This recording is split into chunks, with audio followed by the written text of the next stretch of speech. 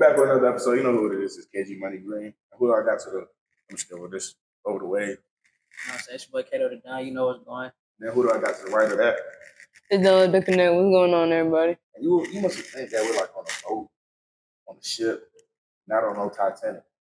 But we got some water though. The biggest wave in the building. We got Vaughn. What's going on, y'all? You know what I'm saying?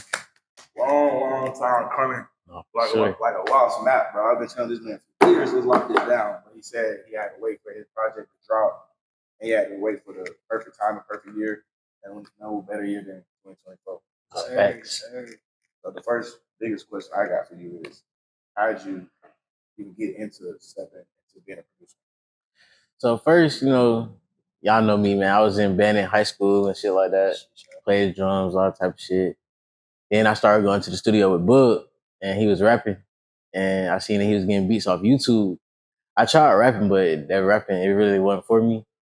So I just started making beats. And I met one of my partners named Z. He had a laptop, showed me how to work FL.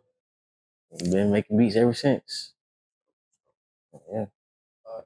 I guess my question would be, for the people that are just now getting introduced to who you are, how would you describe what you create and who is Vaughn?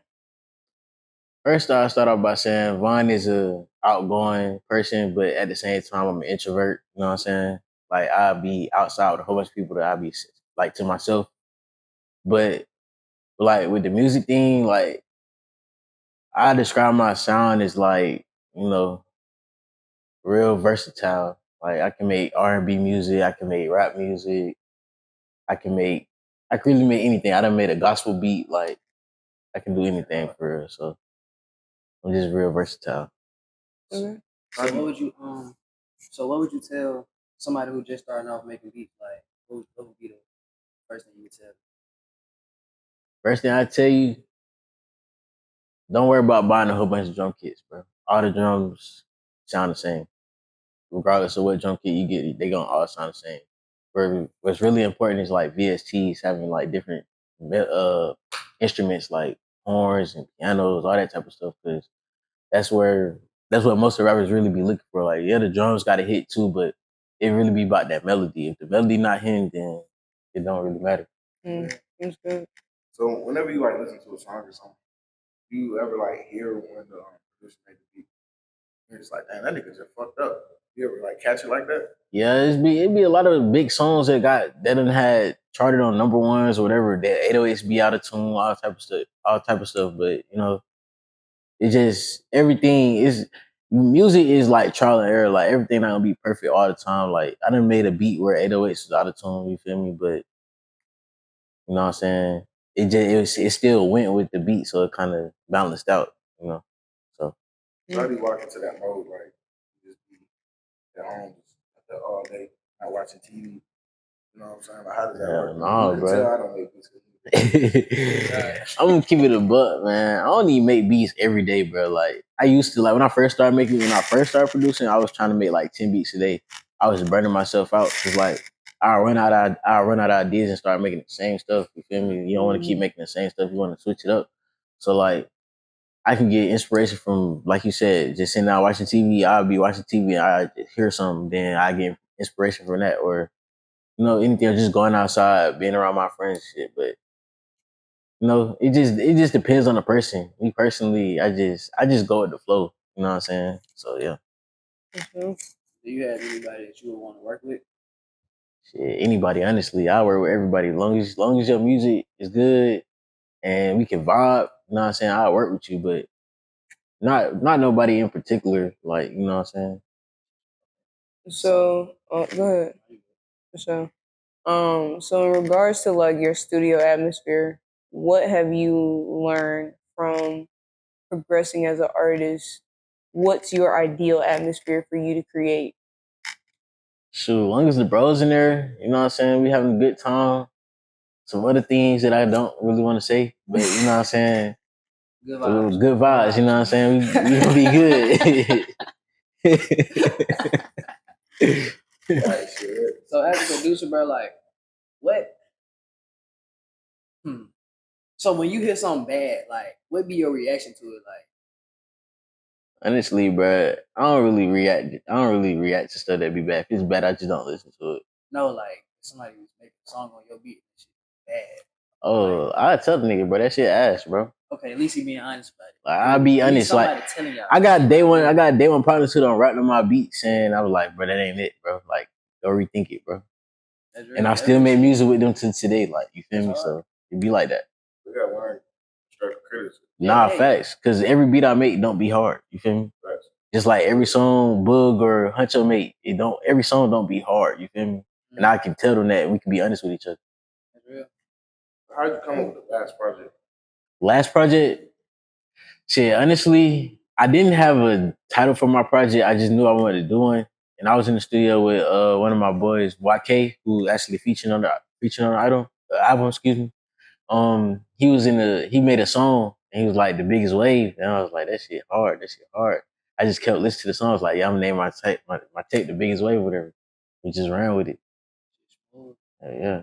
So what? Because again, there's gonna be people that watch it and don't really know like what to expect when listening to your music.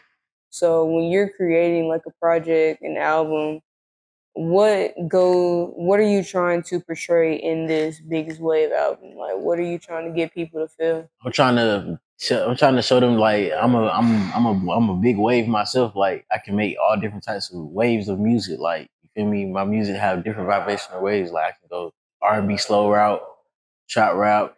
You know what I'm saying? Trap soul.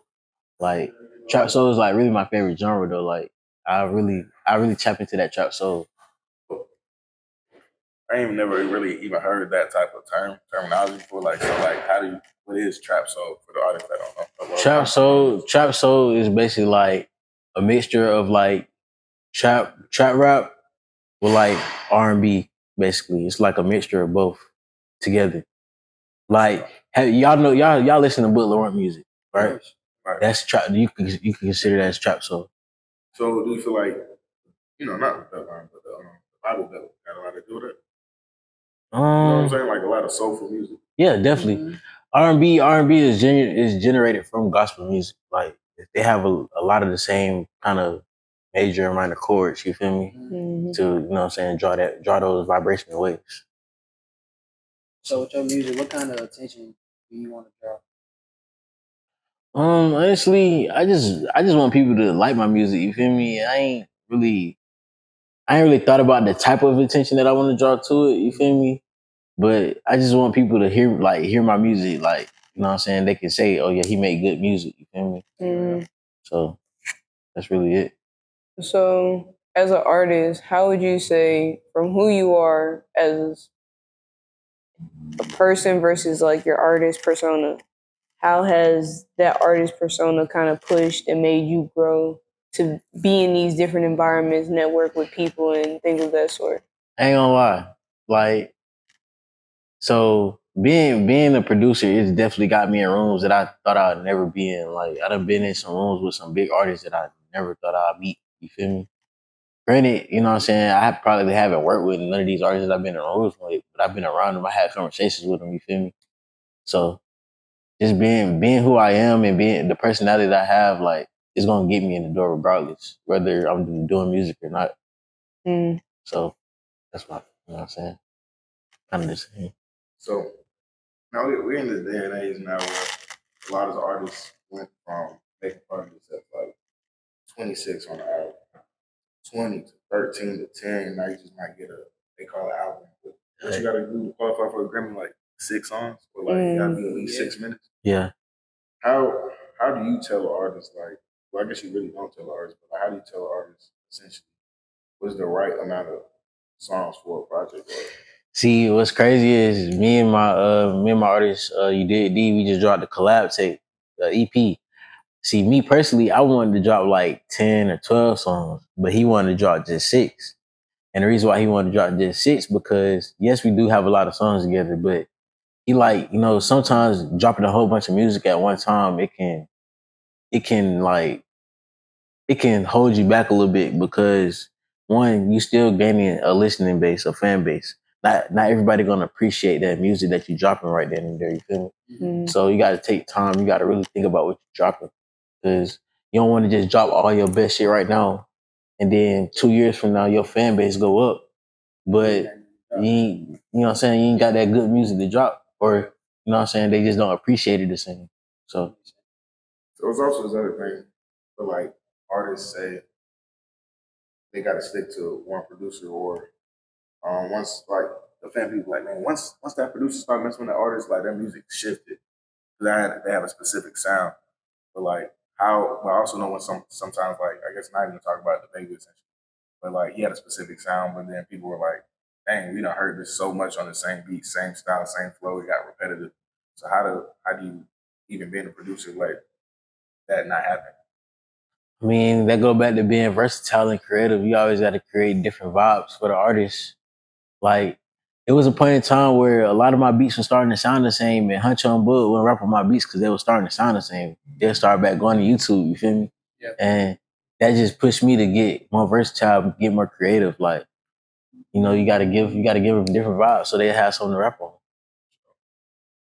But at the same time, it is good that artists venture out to other producers as well, because not all producers have the same sound. So like, say Boog on this next tape he dropped, I only got 2 songs on that tape, you feel me? The rest of them are other different producers. They got a different sound from me. He was going a different way with the tape. Ain't nothing wrong with that. He just being versatile. So, For sure. So the artists that you like currently listen to, do you try to like not sample but create your own sound based on what you listen to? yes and no. But like, I'll give you an example like Future. I listen to Future a lot. I make a lot of Future type beats. But I don't work with Future. I don't work with artists who rap like Future. So those beats will probably never get placed until I start working with artists that rap like Future. You feel me? But at the same time, I like listening to Future. So of course, a lot of my music may sound like Future beats. You feel me? So who are some other artists that you listen to besides Future? Huncho, of course, Lil Baby, Thug, uh, Ghana, No Cap. They listen to you, it's crazy. They understand like that it really is like that's some style type shit. Nah, facts. So when you're obviously you have your own inspirational process, but when you're working with other artists and trying to see, okay, I've already created this catalog of sound, and now I have to put this in front of so and so that they can hear it. What do you look for in the artist to show them, hey, look, I think you will be nice on my beats? So honestly, I before I work with an artist, if I've known them, like I listen to their music and see what type of music they rap on first. That's why then I know what beats to play and what beats to not play. Mm. So that's the first thing you gotta do your homework when you start working with different artists. Cause like, then you might play this one beat and they don't like it. And then you might play a beat that you don't like at all and they love it. You feel me? Mm-hmm. And so it's really just about knowing the artist, honestly. Mm. Yeah, last question before we get into this channel. Earlier, Kato said the word sampling, but he didn't really speak about sampling. Mm-hmm. But like, how do you feel, especially like what YTV Fat, not YTV Fat, right? Mm-hmm. He and Wallow has a lot of samples, but the reason I brought up YTV Fat is like the song, Same girl? same girl, but the other one, Secrets. Oh, Secrets, yeah. It was hard, but then took it off Apple because Alicia Keys didn't want to have that clearance. Yeah. But like, how do you feel about that? When in the sense, like, I guess Alicia Keys didn't want to mess with her art essentially, but it's a new generation and people love the sample on top of the beat and the artist. So how do you feel about sampling? Actually, I love sampling. It's fun because like you can get real creative with sampling. Like you can take a old R&B song and make it a hip hop song. You feel me? So and that shit'll be crazy. But also at the same time, when it comes down to sampling, like you said, with that clearance, it's a lot of money that got to get paid out to get it cleared. It's a long process, Mm-hmm. and if you don't go through that process, your shit gonna get striked. Like so.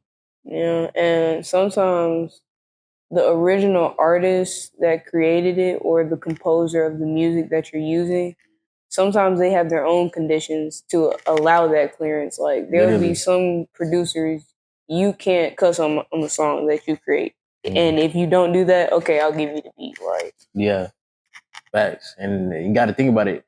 A lot of the songs that were made in that era were sampled as well. So now we just sampling from a sample. You know what I'm saying? Yeah, I saw a Quincy Jones video, and he was doing like an interview, and that man was like, "Them niggas Beethoven," and I think he listed like 3 original OG composers, Yeah. and Beethoven was one of them. He was like, "Bruh, they took all the good notes." Nah, Like, facts. Oh God, cause like I don't know if y'all noticed, but that like that song Future and Metro last album, that's a sample. Lil Wayne got on that beat first. Then somebody else got on that beat before Lil Wayne. You feel me? So yeah. Sure. But look, you know what time it is. We need sound effects. We dropped the bomb.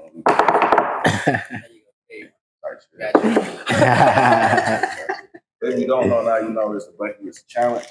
This one we get, random questions outside the bucket, but today we going inside my brain because there ain't no questions in the bucket. I shouldn't have probably snitched on myself, but it is what it is. First question out of my head.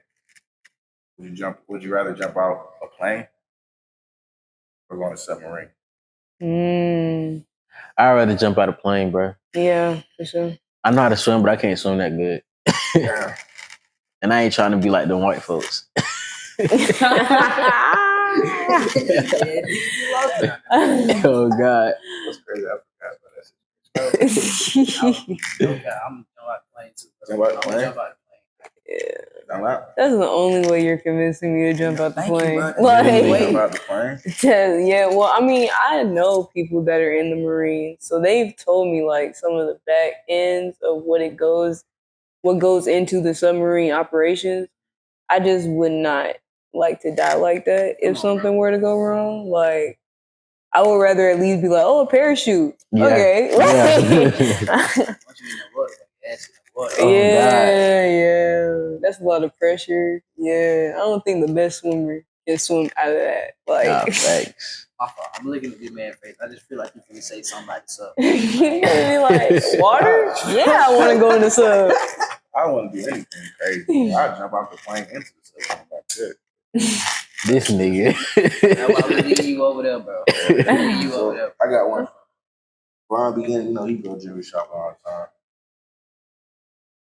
Regular gold, yellow gold, rose gold, or silver. Which one you picking? Rose gold. Yep. Rose gold. All day, every day. Rose gold. Oh yeah. For a certain point, I didn't wear nothing but rose gold. I ain't gonna lie. I like silver. I'm silver. That's it. Sure. The correct term is white gold. Oh yeah, that was shot for us. So yeah, white gold. My bad. If we talk about diamonds, Hey. Yeah. I can't wear fake jewelry. Oh God, these VS1s are mine. No, I'm serious. I'm allergic. Not rude. Y'all be allergic to it. Y'all be wearing. God, itching at home. Y'all take it off. Dirty ass earlobe. Actually, anyway, you look like live your bucket list. Live your bucket list. You got places to drop shop for furniture right now. It's your last day. You want to, be in IKEA, but you gotta. I'm actually stupid shit. You in line at IKEA. Mm-hmm. It's a nice couch. Wanted this couch for years. It's a white person right here. You right here. It's a dog. It's a giraffe. You gotta beat everybody in the race to get the couch. Inside the couch is $1 million. You think you'll beat all those people in the race? The white person.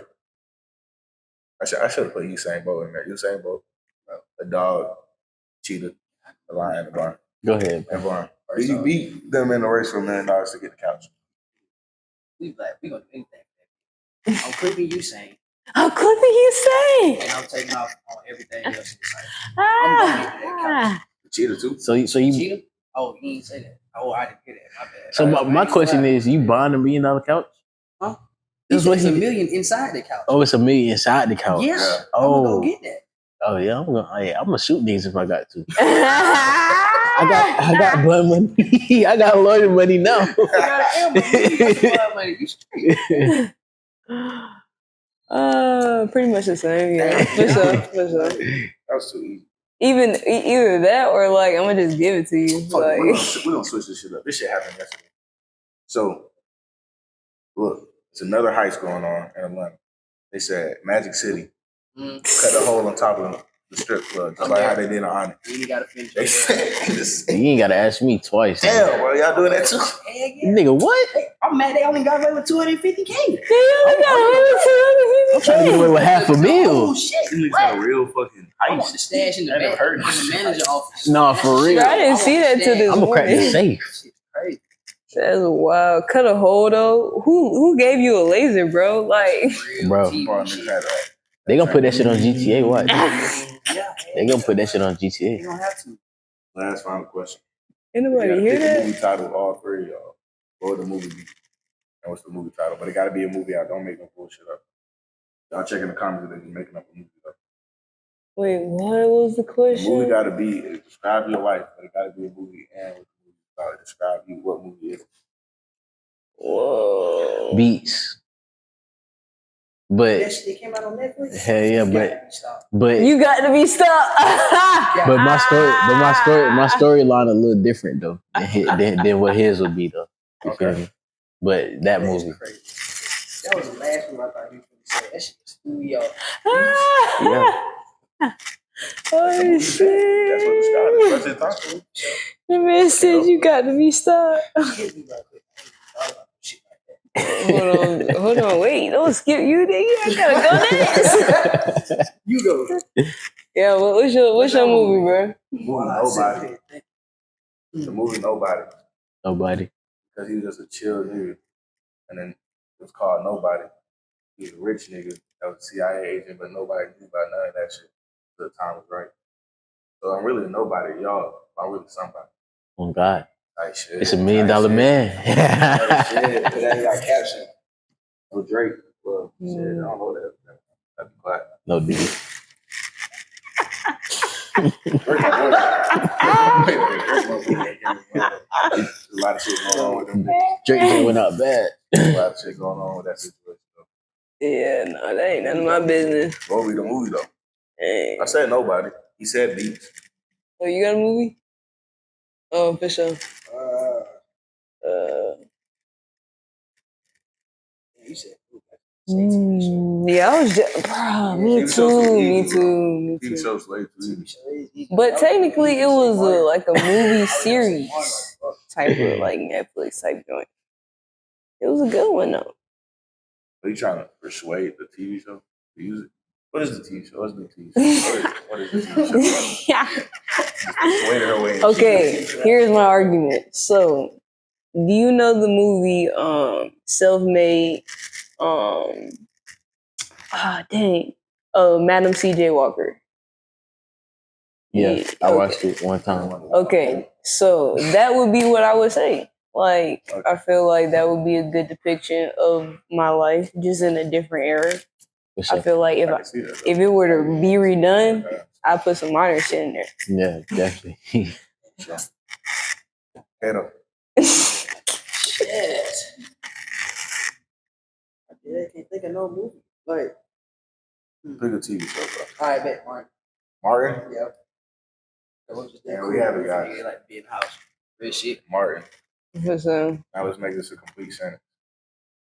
All right, I just added this. He thought it was English class. So he said, I said Nobody. He said Beats. He said Martin. He said, Self-Made by The Life of Madam C.J. Walker. let's make that a sentence. Let's make this a sentence.